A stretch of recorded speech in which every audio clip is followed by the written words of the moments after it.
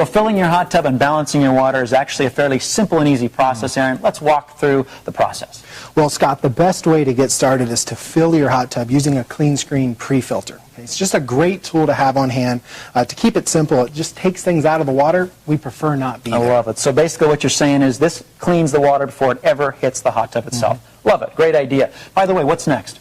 Well, it's important to have test strips on hand, okay? And test strips are a very easy way to determine the condition of your spa water in regards to pH, alkalinity, and calcium hardness. Very important. Regardless of any sanitizing system you're working with, it's important that those levels are properly balanced. In fact, the test strip bottle itself has an easy color match guide so you can see whether you need to increase or decrease any of the levels. Now, Aaron, you mentioned hardness. Specifically, what's the recommendation for a hardness level with the ACE system? Hardness levels for ACE owners need to fall between 25 and 75 parts per million, with that perfect target being 50. And again, that optimizes the performance of the cell itself. Now, what if my testing level shows that it's higher than that optimal level? What do I do? We've got a great solution for that, Scott. It's called Vanishing Act. Okay? And again, like the test strips, a very easy product to use, and this will actually lower the hardness levels in your hot tub water. Perfect. So once we've balanced pH, alkalinity, and made sure the hardness is appropriate, we're off to adding salt. Now, this isn't a science experiment. I don't have to be Dr. Science here. Scott, I think they considered me when making these directions because there's no math involved. Okay, tell us how we figure out how much we put in. Well, every ACE system comes with a quick reference guide, okay? And just by knowing the name of your hot spring model, okay, that guide will explain how many cups of salt you need to add. Perfect. So I find my model, the corresponding number of cups, pour that number of cups into the filter compartment, turn on the jets, mixes things in, we're good to go. You got it. Excellent.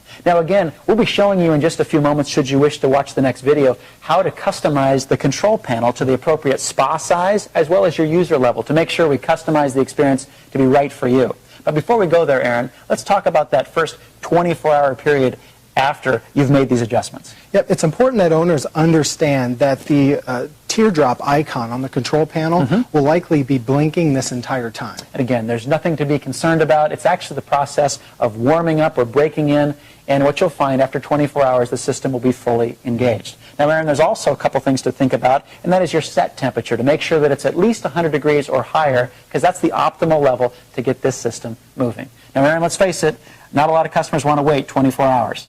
Good point, Scott. And taking that in consideration, you'll notice that the owner's manual recommends that you increase the chlorine level to 3 to 5 parts per million just by using granular chlorine. It's simple to do and allows you to get in right away. Well, with that, we'll take a look now at how to set the controls.